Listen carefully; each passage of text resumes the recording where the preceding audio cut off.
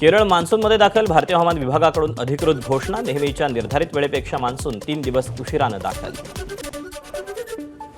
L निनोच्या प्रभावामुळे महाराष्ट्रातील monsoon लांबणीवर. हिंदी महासागरात ढगांची निर्मिती आणि हवामानविषयक हालचाली नेहमीपेक्षा कमी. त्यामुळे पावसाचं प्रमाण कमी होण्याची शक्यता शास्त्रज्ञांकडून व्यक्त. विदर्भात काही जिल्ह्यांमध्ये येत्या 24 तासात तुरळक पावसाचा अंदाज. या काळात तापमानात चढउतार होणार असल्यानं उकाड्याचा त्रास कायम राहण्याचा अंदाज. पुण्यावरही पाणी कपातीचं संकट. पुणेकरांना आता 1 दिवसाआड पाणी मिळण्याची शक्यता. नागपूर महानगरपालिका आणि OCW शहरभर पाणी मीटर बदलण्याची मोहीम राबवणार. बंद आणि निकामी पाणी मीटर बदलण्यात येणार.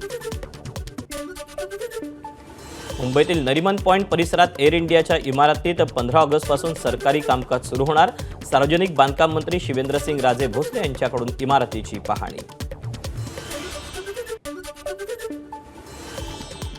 ठाणे मेट्रोचा गायमुख ते कॅडबरी जंक्शन हा महत्त्वपूर्ण टप्पा पूर्ण. या कामासाठी रिसर्च डिझाईन अँड स्टँडर्ड ऑर्गनायझेशनकडून प्रमाणपत्र. आता सुरक्षा प्रमाणपत्र मिळाल्यानं मेट्रो प्रवाशांसाठी सुरू होणार.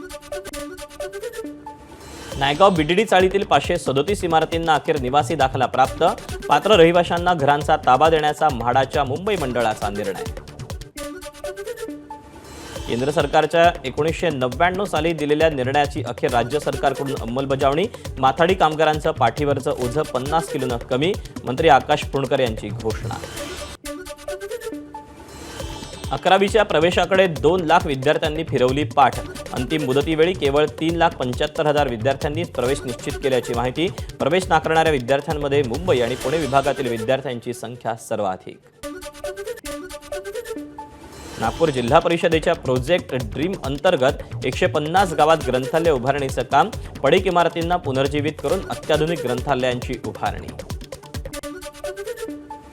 हिंगोली जिल्ह्यातील अनेक कृषी केंद्रांवर खतांचा तुटवडा. खरीप पेरणीसाठी महत्त्वाचं असलेलं DAP आणि युरिया खत तातडीनं उपलब्ध करून देण्याची शेतकऱ्यांची मागणी.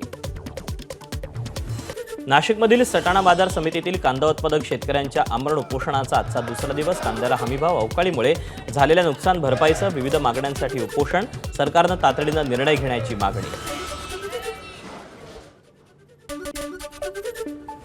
रायगडच्या अलिबाग आणि मुरुडमधील सुखी जवळा मासळीच्या मागणीत वाढ. 3,000 टन सुखी जवळा राज्यासह परराज्यात रवाना. कोकणातील मत्स्य व्यावसायिकांना मोठा आर्थिक फायदा.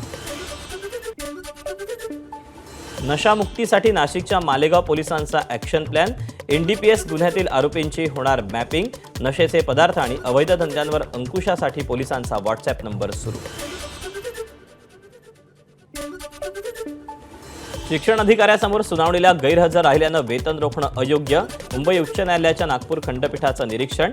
संस्थेच्या कर्मचाऱ्यांचं वेतन रोखण्याच्या आदेशाला उच्च न्यायालयाची अंतरिम स्थगिती. ABP माझा, उघडा डोळे बघा नीट.